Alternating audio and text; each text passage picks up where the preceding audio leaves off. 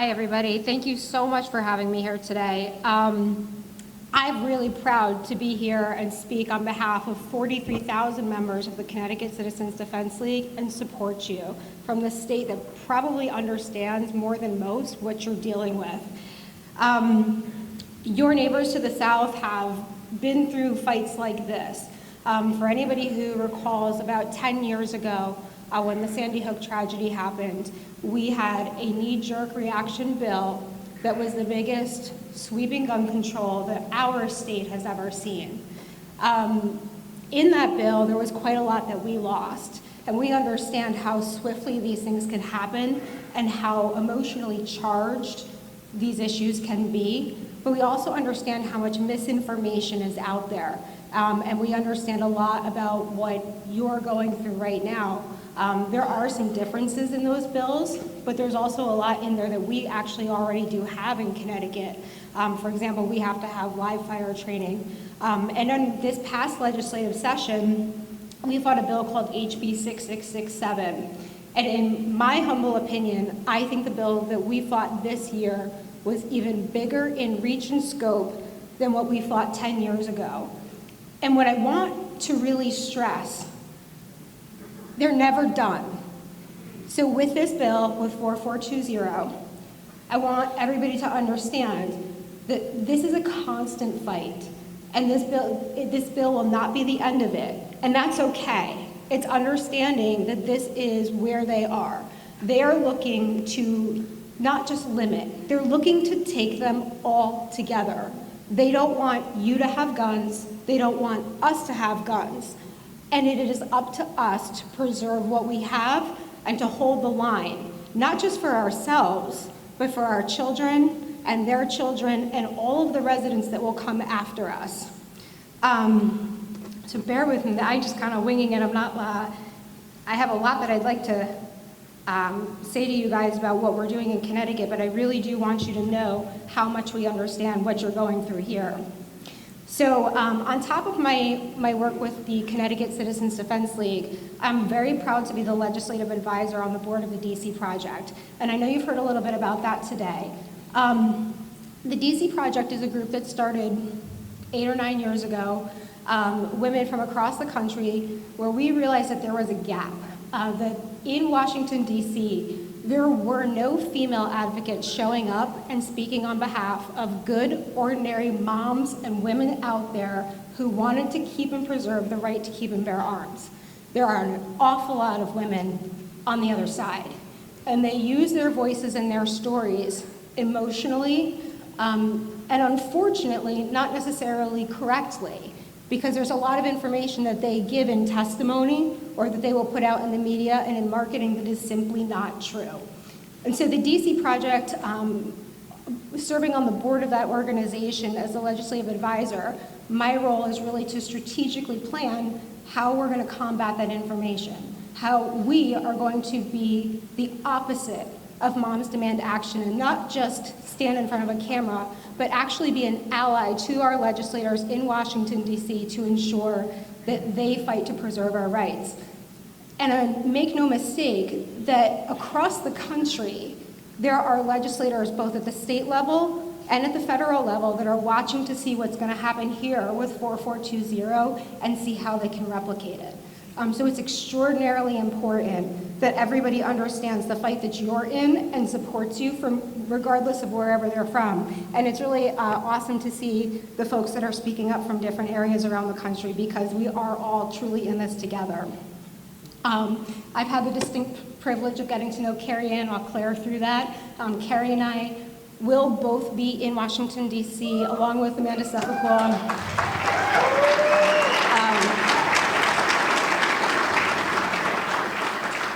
We will all be heading down to DC the week of October 15th. Carrie will be there meeting with Massachusetts legislators, your federal legislators, talking about issues like this and ensuring that this bill is not replicated at a federal level.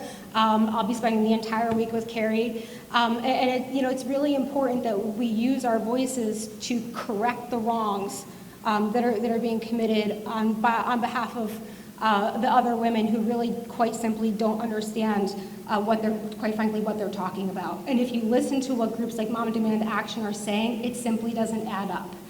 They're using fear, they're using emotion, but we are the ones that have the knowledge and we understand what these firearms do, what they don't do, and most importantly, how these laws actually impact good everyday Americans.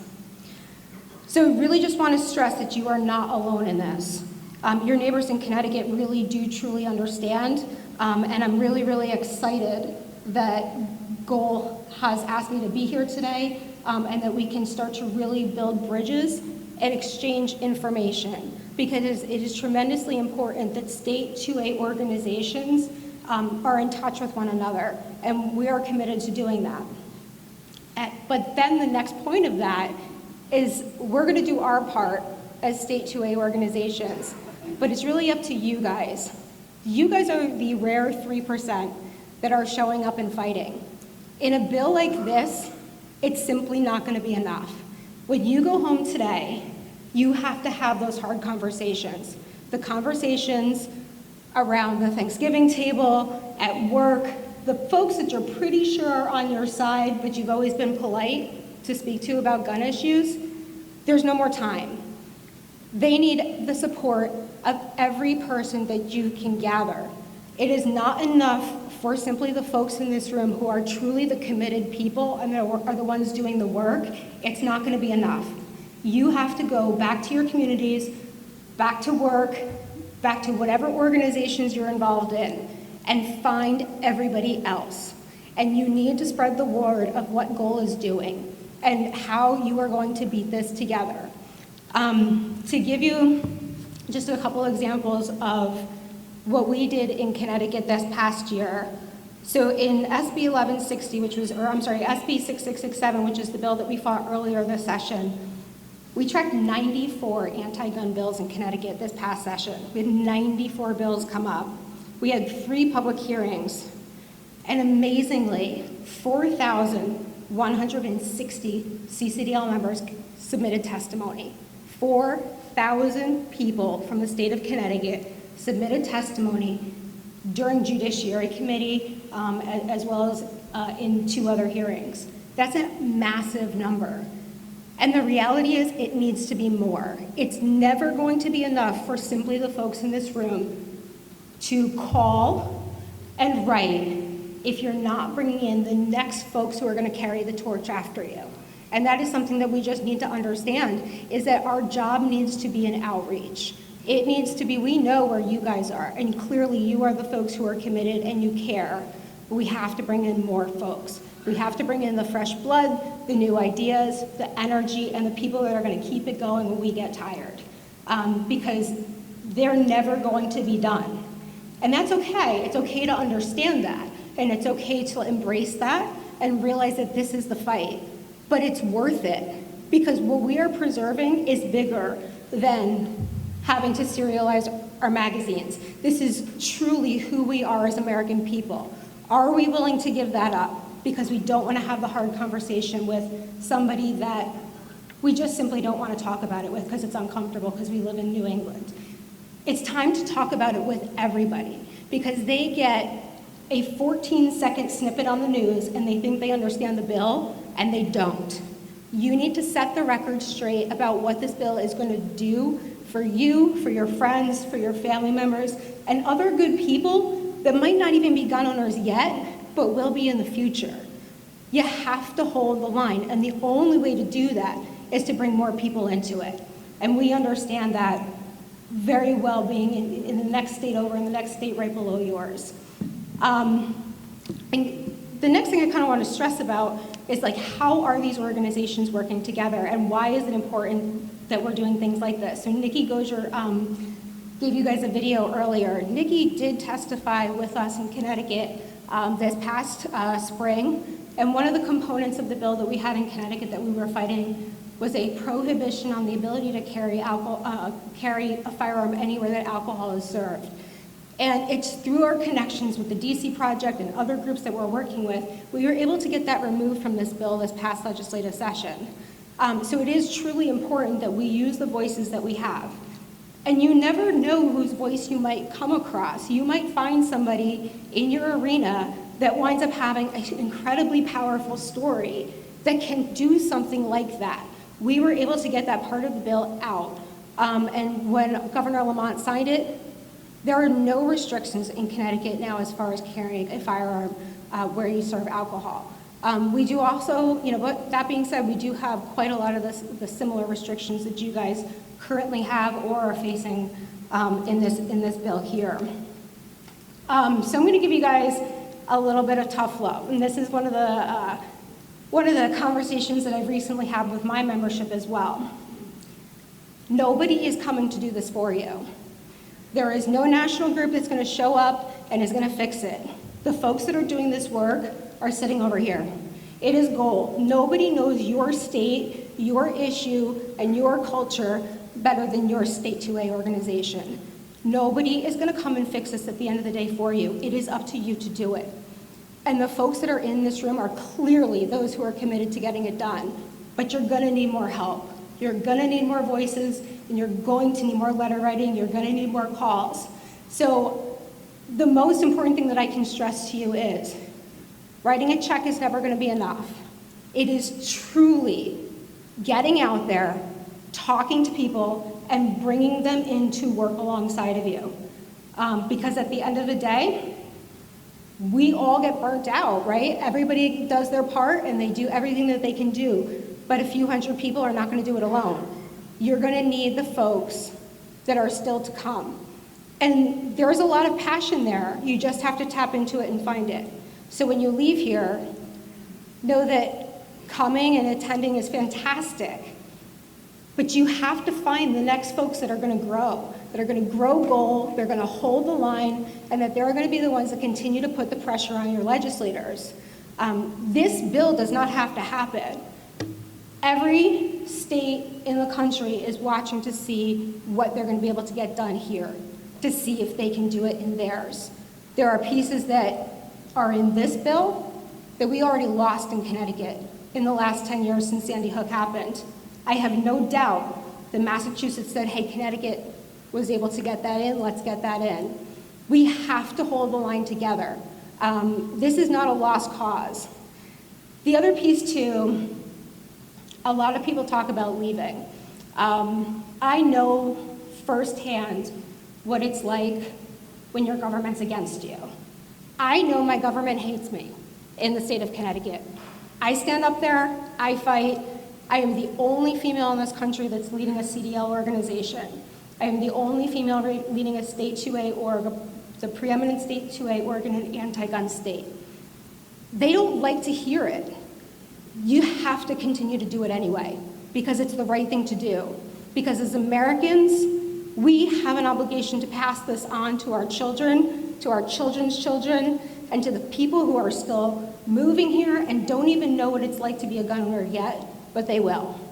So we're in this together, and this is something that I cannot stress enough. Being here is fantastic. Being a member of GOAL is extraordinary. We have to grow it, we have to engage people, and we have to get the folks who are on the fence to understand and to truly get energized about it. And that's going to be your homework when you go home today. How are you going to do that?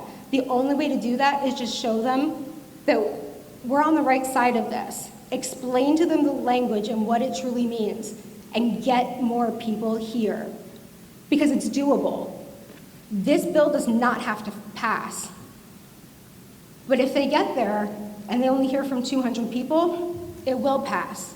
It is up to you to go home and bring back 10 people, 20 people, and get their commitment that is it worth it?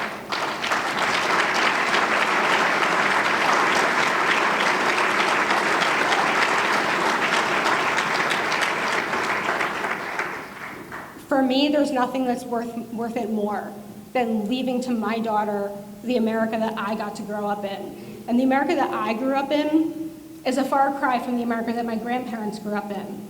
And every year, we lose more of it.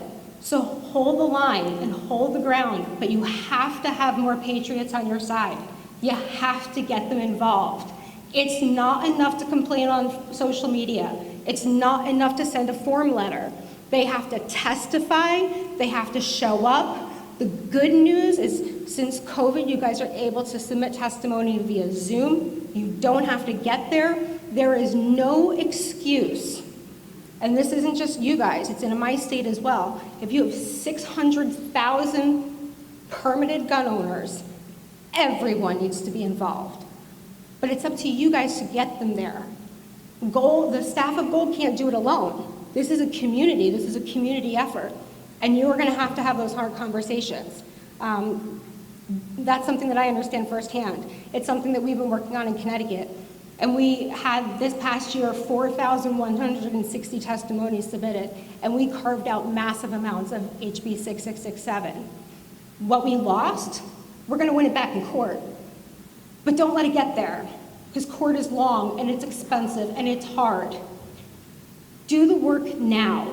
Have the hard conversations now. Find 10, 20 people and get them to commit. And the day the testimony comes, call them. Can I pick you up at your house? Create rideshare. Get creative about how you're gonna get those bodies up there, because it's worth it. Because once we lose it, it is so hard to get it back. And then on top of that, get involved in the elections. Get involved in campaigns. Identify the people who are going to support you so that the couple that you've got up there, they don't have to work so hard. Give them colleagues that they can count on. So you won't even have to fight this hard in legislative session if you work it in the elections. Flip seats and let them know that gun owners in this state are not going to be pushed around anymore. And we're doing the same thing just south of you. So with that, I thank Gold tremendously for having us here. I know that you have the support of the folks of the state in the state of Connecticut. We're seeing your signs, we're seeing what you guys are doing, and we very much support your endeavors. But keep it up and get more folks involved, because once it's gone, it's very, very difficult to get it back. And nobody is coming to do it for you. It is the folks in this room. And it's worth it. So, thank you so much.